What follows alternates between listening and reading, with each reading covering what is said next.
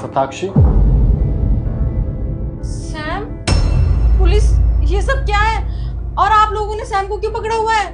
देखिए मैडम, ये मुजरिम है, मनी लॉन्ड्रिंग के केस में पकड़ा गया और पूछताछ में पता चला है इसने कुछ पैसा अपनी गर्लफ्रेंड के पास में छुपाया हुआ है। क्या तुम इसकी गर्लफ्रेंड हो? जी सर, मैं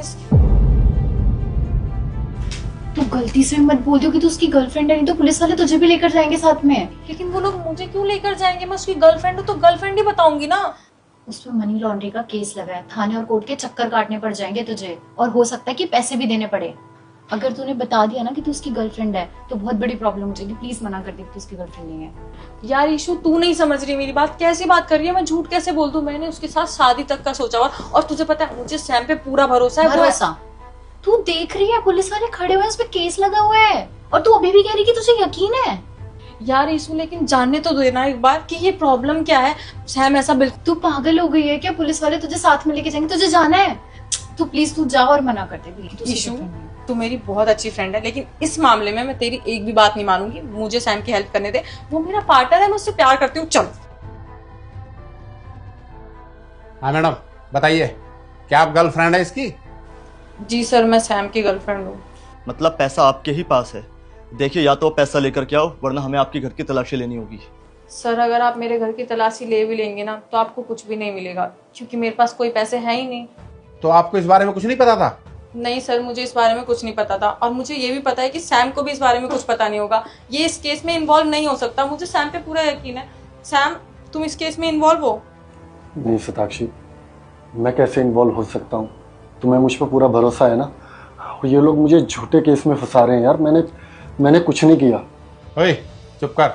मैडम सोच लो, अगर एक बार ये कोर्ट गया ना तो बहुत लंबी सजा मिलेगी इसको, और हाँ, हो सकता है तुम्हें भी जेल जाना पड़ जाए। लेकिन मैडम, एक ऑप्शन है, अगर आप चाहो तो ये यहीं पे छूट सकता है। हम इस केस को ना यहीं रफा दफा कर देंगे। वो कैसे सर? सोच लो मैडम, 2 लाख रुपए कोई ज्यादा नहीं है, ये केस यहीं रफा दफा हो जाएगा, वरना ना पता नहीं कितने साल के लिए अंदर जाएगा ये। लेकिन सर 2 लाख। साक्षी, तू पागल हो गई? तू कहाँ से देगी 2 लाख रुपए? तू क्यों दे रही है इस इंसान के पीछे?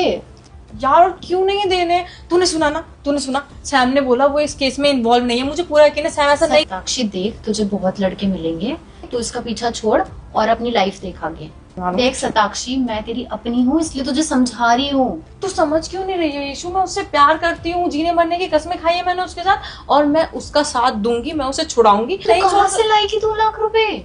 मेरे पास कुछ सेविंग्स है, मैं कुछ इधर उधर से इकट्ठा कर लूंगी, पर मैं सैम को बचा के रहूंगी। मैं उसे इस हालत में नहीं छोड़ सकती हूँ। तू चल। हाँ तो मैडम बताओ, क्या सोचा तुमने? इसे जेल भेजना है या केस यहीं रफा दफा कराना है? सर, मैं 2 लाख रुपए देने के लिए तैयार हूँ। साक्षी, तुम पागल हो गए हो क्या?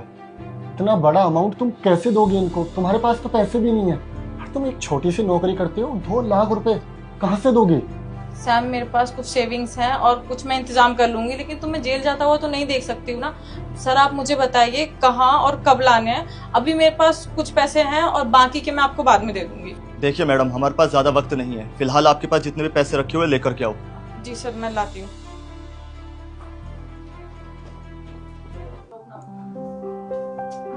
सताक्षी मत दे पैसे, समझ बात। तुम क्यों दे रही है पैसे? यार, तुझे तुम मेरी क्यों बात देने हैं? समझना। Satakshi, will you marry me? ये सब क्या है सैम? मुझे कुछ समझ में नहीं आ रहा। ये बस एक छोटा सा प्रैंक था। एक्चुअली प्रैंक कम और एक लॉयल्टी टेस्ट ज़्यादा। एक्चुअली क्या है ना कि ये मेरे अंकल है जो कि यूपी पुलिस में है, और ये मेरा फ्रेंड है। तो हम दोनों ने मिलकर प्लान किया, क्यों ना सताक्षी को एक सरप्राइज देते हैं और इसी बहाने लॉयल्टी टेस्ट भी हो जाएगा। वो क्या है ना, तुम्हें तो पता है कि आजकल की लड़कियां वो सिर्फ पैसे के पीछे भागती है।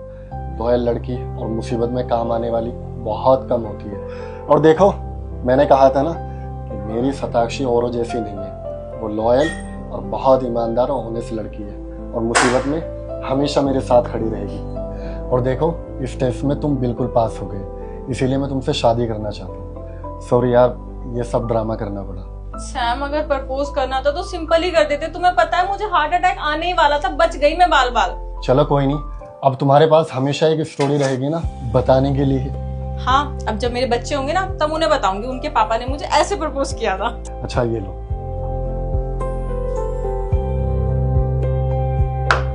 हाँ तो Congratulations guys. कांग्रेचुलेशन। किससे पूछकर मंगाया ये सब? तेरे भाई भाभी आ रहे थे ना, कोई प्रधानमंत्री तो नहीं आ रहा था? इतनी प्लेट सजा दी, जब देखो फिजूल खर्ची करती रहती है। वो मम्मी जी इतनी दूर से आ रहे हैं तो इसलिए मैंने कुछ नाश्ते के लिए मंगा दिया। क्या पता आने में कितना टाइम लगा हो, भूख लगी हो उनको। क्यों? तेरे भाई भाभी घर से खाना खाकर नहीं चले? घर से खाना खा के निकले होंगे, लेकिन सुबह के निकले हुए हैं। आपको पता है ना कितनी दूर है, आते आते लंच का टाइम हो जाएगा, इसलिए मंगा लिया था।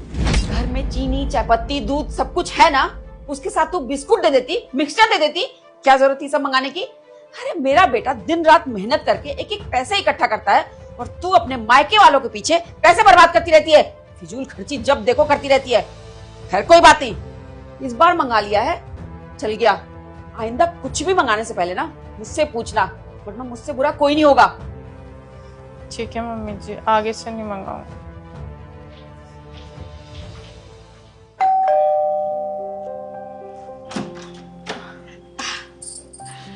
आने में कोई प्रॉब्लम तो नहीं हुई? नहीं। और दीदी कैसी हो? मैं बिल्कुल ठीक हूँ, आओ बैठो।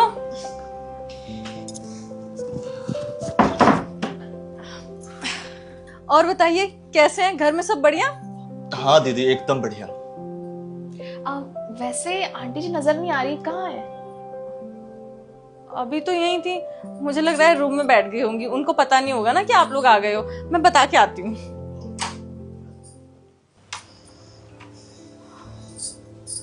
मम्मी जी, वो भैया भाभी आपको पूछ रहे थे तो आप बाहर आ जाते, थोड़ा बैठ जाते उनके साथ। देख, मेरे सर में बहुत तेज दर्द हो रहा है, मैं उनको एंटरटेन नहीं कर सकती। जाके तुम बैठो, बातें करो उनसे। बस बैठ जाते मम्मी जी। बहुत तुझे एक बार में बात समझ नहीं आती क्या? मैंने बोला मेरे सर में दर्द हो रहा है, क्यों मुझे बुका रही है? जा ना, बात कर उनसे। ठीक है।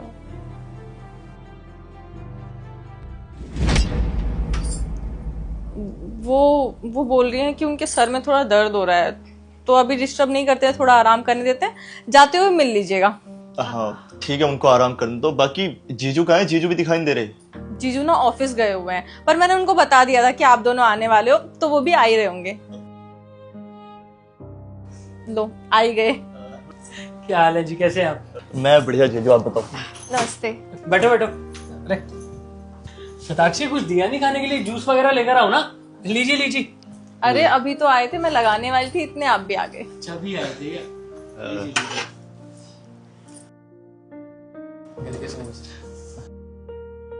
आपके लिए भी लगा दूं? नहीं नहीं अभी नहीं, खाइए खाइए। और घर पे सब कैसे हैं? बस जीजू एकदम सब बढ़िया। और आपका काम कैसे चल रहा है? सब अच्छा, सब कृपा ऊपर वाले की। आप लोग बताइए। वो दी जीजू, आपको आना है शादी में, और इस बार कोई बहाना नहीं चाहिए, आपको पक्का आना है। जी जी बिल्कुल आएंगे, लेकिन क्या है ना, हमारे में से कोई कार्ड देने आता है ना, तो घर के बड़ों को दिया जाता है। हमारे घर की बड़ी तो हमारी माँ ही है, तो अगर ये कार्ड अगर आप हमारी माँ को दोगे तो हमें भी अच्छा लगेगा। हम लोग मैंने दीदी से पूछा था, आंटी जी कहाँ पर है? वो मम्मी जी के सर में दर्द हो रहा था, तो वो कही थी मुझे डिस्टर्ब मत करो, इसलिए मैंने कुछ बोला नहीं, परेशान नहीं किया। अगर मिलना है तो फिर अंदर ही जाना पड़ेगा। अच्छा, गैस बन गई, अंदर ही चल लेते हैं, कोई दिक्कत नहीं। आज चलिए।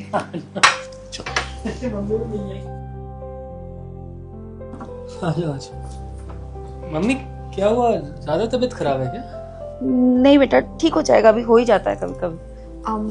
आंटी जी, वो इनके छोटे भाई की ना शादी है, तो आपको जरूर आना है, हम आपको इनवाइट करने के लिए आए हैं। अब ये लो शादी का कार्ड। कुछ नाश्ता किया आप लोगों ने? हाँ जी, नाश्ता कर लिया है। वैसे आपकी तबीयत तो ठीक है ना?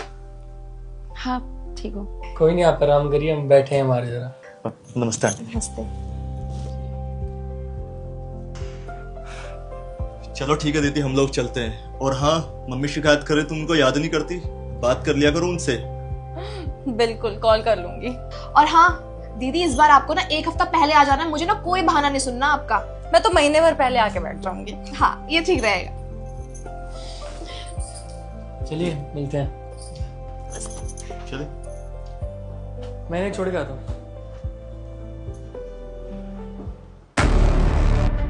गए तेरे भाई भाभी? मुझे एक बात बता, इतना फिजूल खर्ची करने के लिए किसने बोला था तुझे? अरे घर में जो सामान पड़ा हुआ था उससे कुछ बना के उनको खिला दिया होता। मेरा बेटा इतनी मेहनत करके कमा के लाता है और तू जब देखो फिजूल खर्ची करती रहती हो। मम्मी तबीयत ठीक होगी आपकी? कमरे से बाहर कैसे आ गई? मेरी तबीयत ना इसके मायके वालों को देख के ज्यादा खराब हो जाता है। मेरे सर में दर्द हो जाता है, बीपी बढ़ जाता है मेरा। क्यों, क्या हो गया? इसके मायके वाले कुछ कहते हैं क्या आपको? अब बेटा तू ही देख ले, तू कितनी मेहनत करके इस घर को चला रहा है, पैसे इकट्ठे कर रहा है, और ये इसके मायके वाले आते नहीं है, इसकी फिजूल खर्ची पहले शुरू हो जाती है। क्या जरूरत थी? नहीं मुझे बता, ये सब मंगाने की क्या जरूरत थी? घर में इतना कुछ पड़ा हुआ था, कुछ भी बना के खिला देती, पर नहीं, इनको तो फिजूल खर्ची करनी है जी।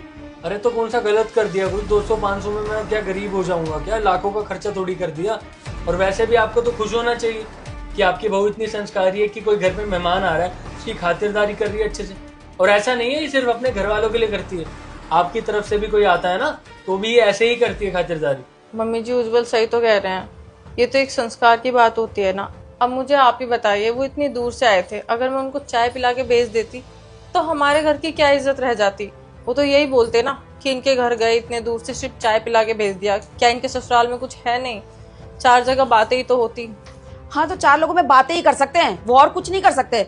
भेज दिया ना अपनी बेटी को ऐसे ही, खाली हाथ हिलाती हुई चली आई है, आई बड़ा मुझे समझाने वाली।